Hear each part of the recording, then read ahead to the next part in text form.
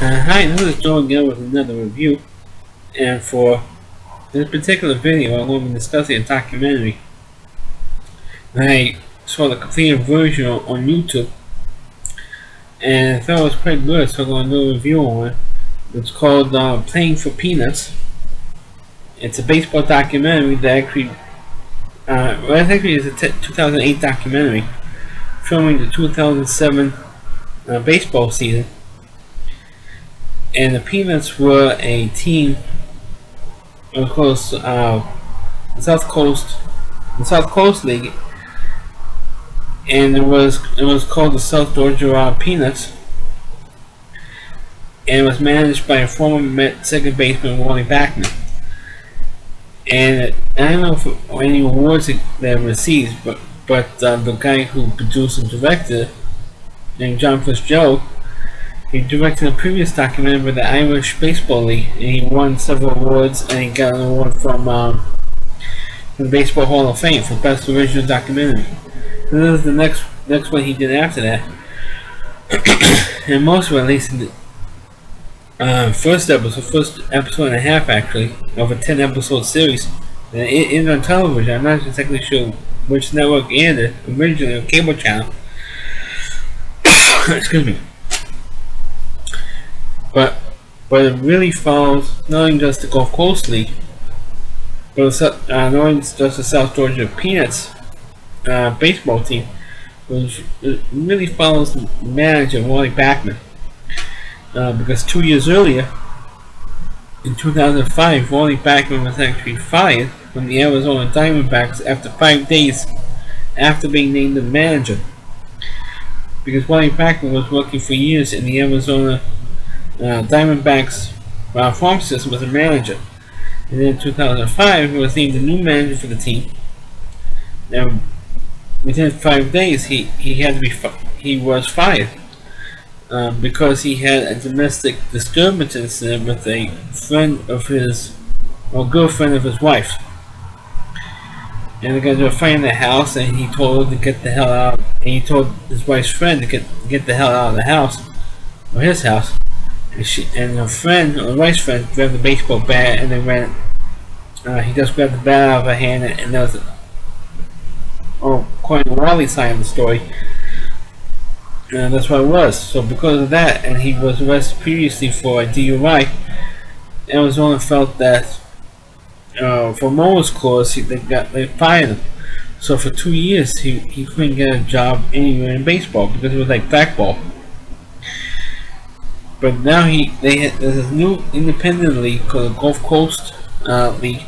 They play mostly in the lower South, like in South Carolina, Georgia, mostly. And so they decided to hire him with one of the managers of the, I think it was 8 teams in the league. And so he picked to go to Albany, Georgia, and become the South Georgia Peanuts manager. In Albany, Georgia, according to in the documentary, they have problems with baseball teams. And in that particular part of Georgia, it was mostly football country. Because most of the South is, like most of the country, is football country. Inside, they had 2 previous teams. They went, was affiliated with one of them was affiliated with the Major League team. For some reason, as a modern stadium, not older stadium like some of the other stadiums that's in this league, they pulled out, and then they had an independent league, and they also folded. So they were like the third time they having a team down there trying to make up a baseball team in this area that's mostly baseball fans. And so Wally decided to go to Albany, Georgia. He could pick any one of the teams to go to, but he picked this one. And so that's how the documentary went. And the first 2 or 3 episodes is pretty ordinary, except they told us Wally Backman's backstory in the first episode. But then by the end of the 4th episode, that's when the big kind of event. I do actually remember seeing this on television because of who Wally Backman was. They played here in New York for a few years. This incident became an internet sensation. As a matter of fact, you can see the unedited version on YouTube, and it has over almost 1.5 million hits, or 1.5 million views on YouTube. It was an incident where one of his players, they were playing in Anderson, South Carolina, against the Anderson Joes. It was like this 8th inning. One of his players, named Doc Brooks, was leading off in the inning, and the pitcher throws the ball, and it was like a borderline pitch. And so the umpire called it a strike, and he couldn't call it, easily could call it a ball, but he called it a strike. And Doc Brooks says, "Is that for you go?" Well, you couldn't really hear what Doc Brooks was saying because he wasn't mic'd. Wally Backman was, so you could easily hear what he was saying. And the pitch was a strike, and you can see what the batsman, Doc Brooks, was saying, "Is that where you're going?" You can see, we as listeners, "Is that where you're going?" And the umpire, we couldn't really hear the umpire at all at that point, says, "Just get back in the box and hit." He says, "Okay, whatever." And the next pitch was a ball, and the umpire says, "Get back in the box and hit."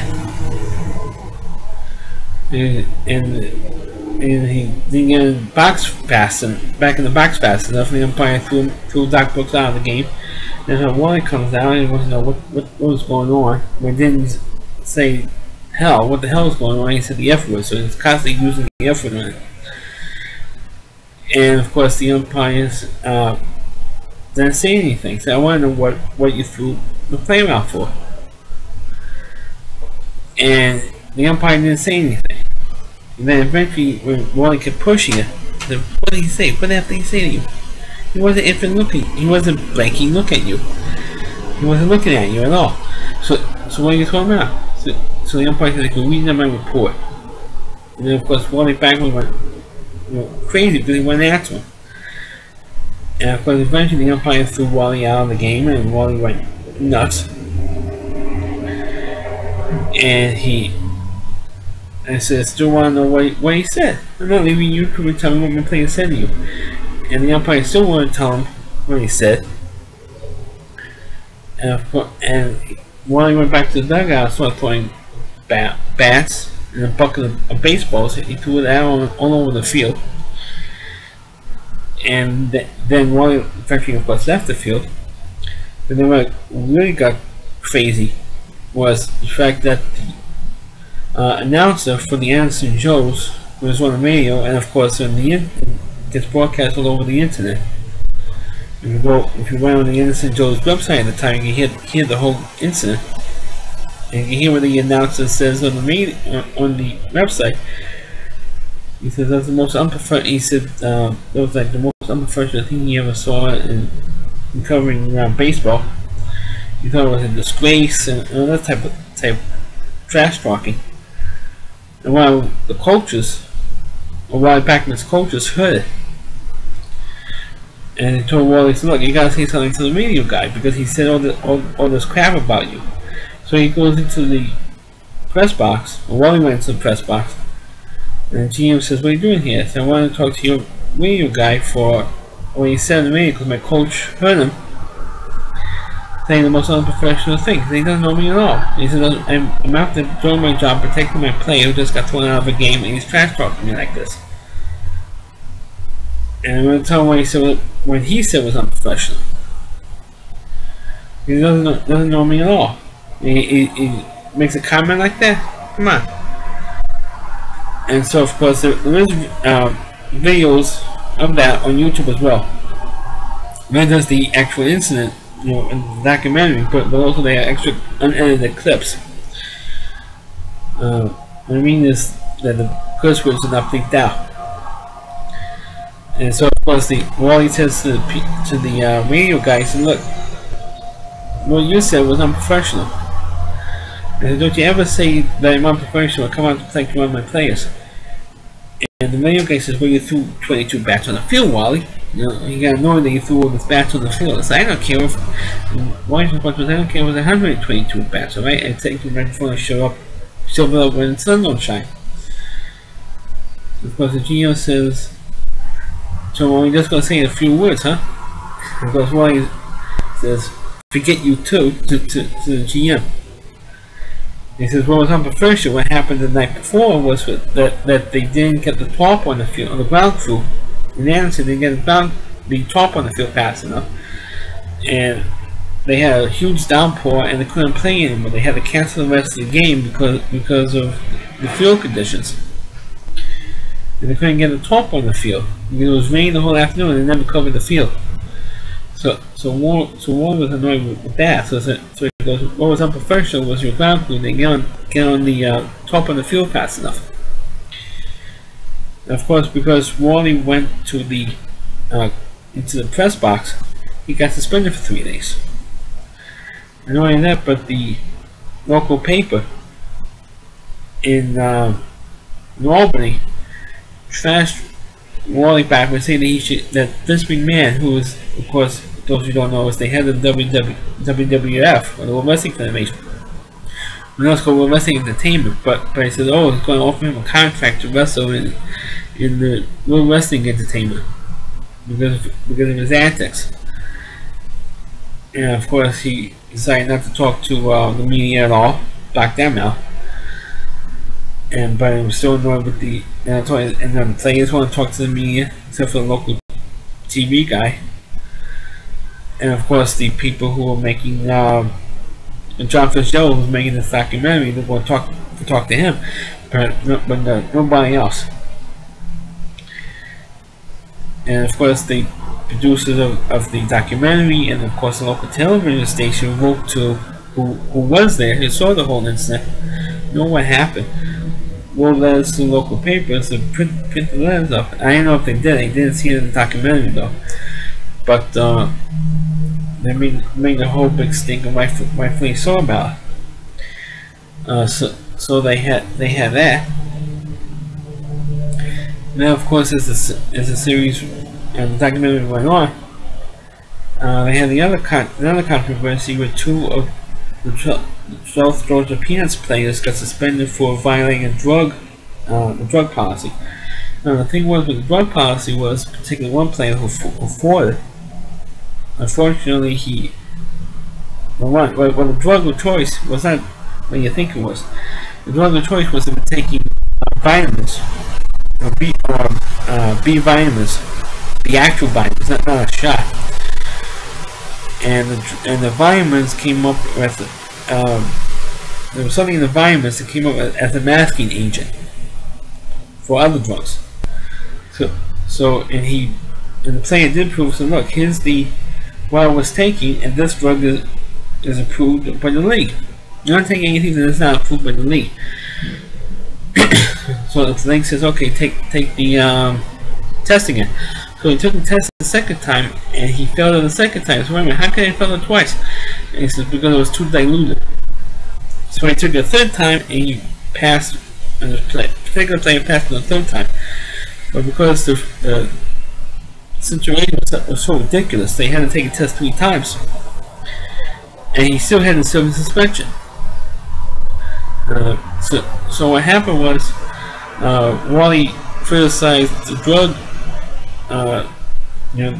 testing in the league, and he was forced to quit. And he was off the Peanuts for 3 days, and he got back on the team because one of the coaches fought for him, and he got back on the team to finish out the rest of the season. But the problem was that the league was losing a boatload of money. Because True was the first year of an independent league. There was one excuse. The problem was that nobody was going to these games. There's very few of any fans that show up. And in the incident I mentioned before, Wally Backman was defending his player Doc Brooks and pulled the bats and the balls on the field. There was a kids' day. So one of the toys in the picture that he was exposing these kids to his bad language and everything else. All the kids left. And the kids' day event took place like at 11 o'clock in the morning, and the incident took place at the bath-throwing incident took place about 2:30 in the afternoon. And all the kids were like, God, I think there would be 20 people in the stands after, period. After that incident. So because of the low turnout of these games, the league did folded after the one season. But after Wally Backman came back to manage the Peanuts, the team got into the playoffs, was a one-round playoff, and they ended up winning the championship in 3 games. But unfortunately, the league could not afford money to give them their championship rings, because they oh wait, we're going to get rings. They didn't get any rings at all, and the league folded after 1 year. That's how the documentary ended. But as a documentary itself, it's one of the first times that I've seen a documentary that actually goes and follows the team for the whole season. It's not like most baseball documentaries or team sports documentaries where you just have like a highlight film of the entire season and not have an actual camera crew following the team for an entire season like this. Or interview some of the players, like they do, tell some of the backgrounds of why that's not all the players, but some of the players got given a second chance to play in a professional league, and about 3 of them, well, at least 3 that was mentioned in the documentary, got drafted or picked or signed by a major league team, which was every. I don't remember having any players after that, but they mentioned that they were signed by a major league team franchise, which was a good thing. And some of the players that were on the Peanuts did play for Wally Backman in the Arizona minor league system. They were released by Arizona, and when Wally was hired to do the season, he hired these players, or he got these players for his team. And they had, one thing that the documentary did point out, which I thought was quite interesting, was the fact that the league figured to hire Wally Backman. Because one of the controversies they had with Arizona just 2 years earlier, they figured, hey, we're generating some early publicity for the team, for this league, and having Wally Backman, at least we're giving Wally Backman a chance. Arizona didn't give much of a chance to manage. He didn't manage one major league game, but we're going to give him a chance. So they kind of used Wally a little bit, and that's what one of the points they brought up in the documentary is when coaches look at it, they were trying to use Wally to publicize this league because of what happened in Arizona. Now, the game, what they wanted was publicity, but publicity blew up in the league space, and they closed the league in a year. Because I guess they kind of realized that like we're getting what they wanted, but it turned out bad. It turned out bad for the league, and it turned out bad for the well, it didn't really turn out all that bad for Wally, because you know, 3 years after the league folded, he got hired by the Mets to manage the Brooklyn Cyclones in 2010. And now in 2014, he's managing the Mets AAA farm team for the last couple of years, and this is, I think, like the 3rd or 4th year that he's managing the Mets AAA farm team. First in Buffalo, and now the Mets changed affiliates, and they or have the Las Vegas Area 51s as the top farm team. And Wally's managing over there, and they have like the best record in that league. I mean, they hit it like crazy over there in the Pacific Coast League. But Wally should be managing with the major leagues, and the major league level. He should be given a chance. And when the Mets re-signed Terry Collins for another 2 years, starting this year, 2014 and 2015, Wally tried to look for another job. And the problem was that he couldn't get another job. So what he did was he decided to go back to manage the Las Vegas team. But it's a joke. I feel that Wally Backman is being blackballed because he's not getting another job anywhere else. And I happen to be a fan of Wally Backman, because I watched him play for years with the Mets. And even though he wasn't he's not, a Hall of Fame player. He was not a Hall of Fame player. He didn't have the numbers. didn't hit like a bunch of home. He'd be lucky to hit 1 or 2 home runs a year. Well, because he didn't have much power. He was like a line drive hustler player.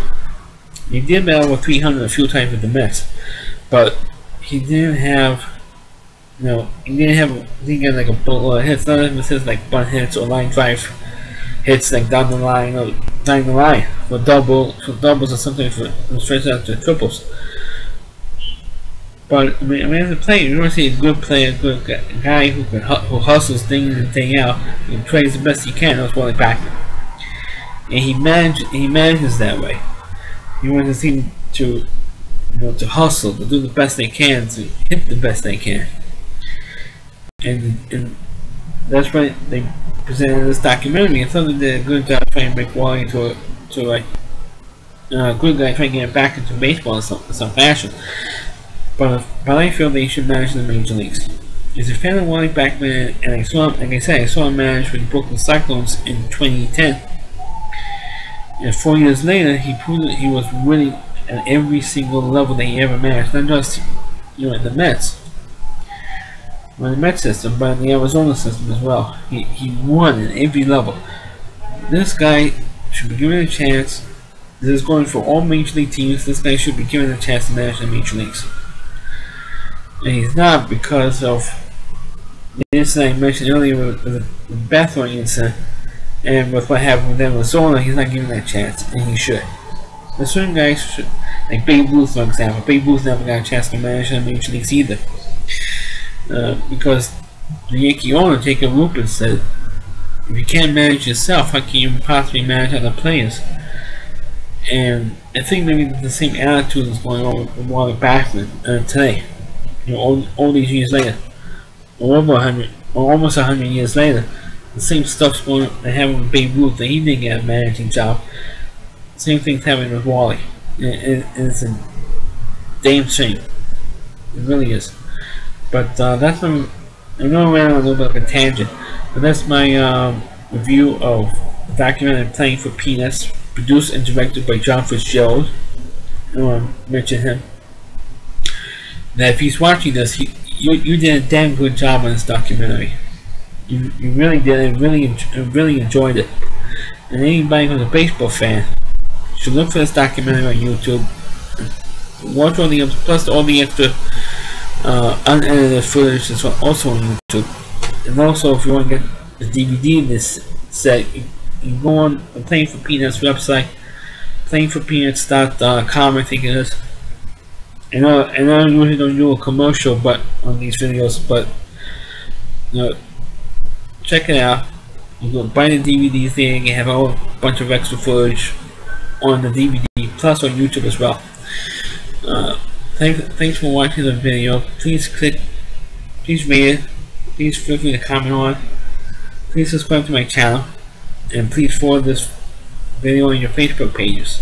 Thanks for watching.